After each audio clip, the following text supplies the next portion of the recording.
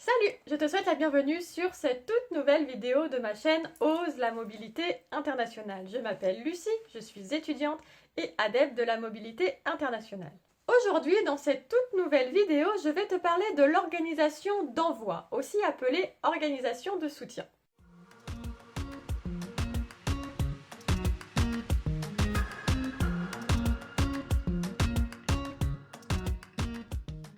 En effet, dans le cadre du Corps européen de solidarité, ton volontariat est individuel, mais tu n'es jamais seul. Pour pouvoir profiter pleinement de l'aventure, tu es épaulé de ton organisation d'envoi en France et de ton organisation d'accueil à l'étranger. J'ai l'habitude de représenter cette relation par un triangle que je vais te présenter maintenant. Le volontaire est au sommet, c'est donc toi, avec ta motivation, ta volonté, ton envie d'engagement et de découverte. À la base du triangle se trouvent les deux organisations, l'organisation d'envoi et l'organisation d'accueil.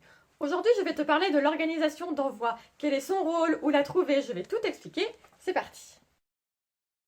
Il y a une règle d'or. On ne peut pas partir en volontariat sans organisation d'envoi. Mais où la trouver, je vais tout expliquer.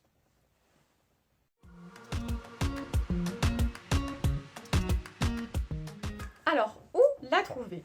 Près de chez toi. Mais si c'est possible, au plus proche de chez toi. Dans la plupart des cas, ce sont des organisations en lien avec l'Europe. Nous pouvons penser aux maisons de l'Europe. Mais il y a aussi toutes les organisations qui ont un lien direct avec la jeunesse, comme par exemple les centres d'information jeunesse.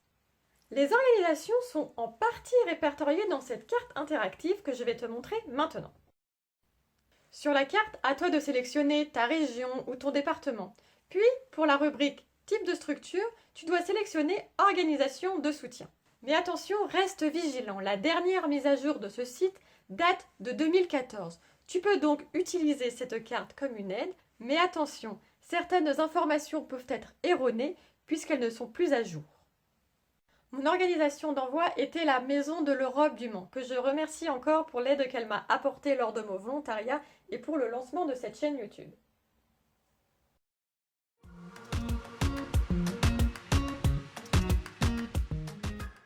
Quel est le rôle de l'organisation d'envoi? Sur le site du Corps européen de solidarité, l'organisation d'envoi ou de soutien est définie comme: l'organisation de soutien est établie dans votre pays d'origine qui vous aidera à préparer votre expérience à l'étranger.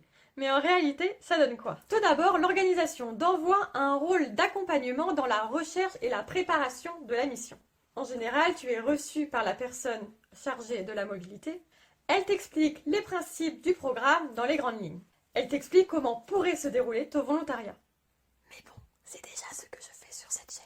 Surtout, ton organisation d'envoi t'aide dans les recherches de missions. Il est très important à savoir que certaines organisations d'envoi ont des partenariats avec des structures à l'étranger. Si tu te sers de ces partenariats, tu pourras trouver une mission facilement. Pour ma part, j'ai trouvé ma mission en Lettonie grâce à un partenariat qui existe entre ma structure d'envoi en France et ma structure d'accueil en Lettonie. Aussi, ton organisation d'envoi te fournit tous les documents que tu as besoin pour ton départ, comme le contrat d'activité, le Learning Agreement, l'assurance, Signa, et le kit du Corps européen de solidarité qui répertorie toutes les grandes lignes du programme. Enfin, ton organisation d'envoi prend contact avec ton organisation d'accueil, quand tu en as trouvé une à l'étranger, pour qu'elle puisse commencer à travailler ensemble pour que ton volontariat se passe dans les meilleures conditions. Mon petit conseil, renseigne-toi bien sur les partenariats qui existent au sein de ton organisation d'envoi afin que tu puisses trouver plus facilement ton organisation d'accueil. Si tu as besoin, ton organisation d'envoi peut t'aider à la rédaction de ton CV, de ta lettre de motivation et des documents à remplir, car ces documents doivent être réalisés en anglais. Donc, si tu ne parles pas anglais avant le début de ton volontariat, ton organisation est là pour t'aider dans ces démarches.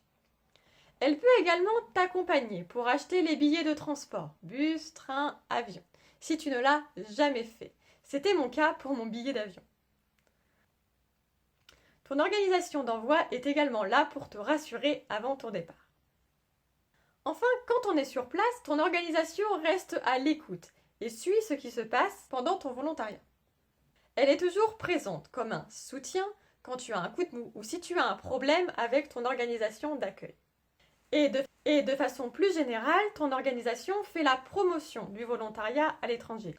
Par exemple, en rédigeant des articles sur toi ou en organisant des réunions sur la mobilité internationale. Cette vidéo est déjà terminée, j'espère qu'elle t'a aidé. Si tu as aimé, tu peux mettre un petit like, tu peux t'abonner pour être prévenu de la sortie de la prochaine vidéo. La prochaine vidéo sera consacrée à l'organisation d'accueil, donc l'autre base du triangle. Tu peux retrouver toutes les informations sur le programme sur la page Instagram de la chaîne Der Mobility. En attendant, stay motivated and challenge yourself abroad. Do widzenia!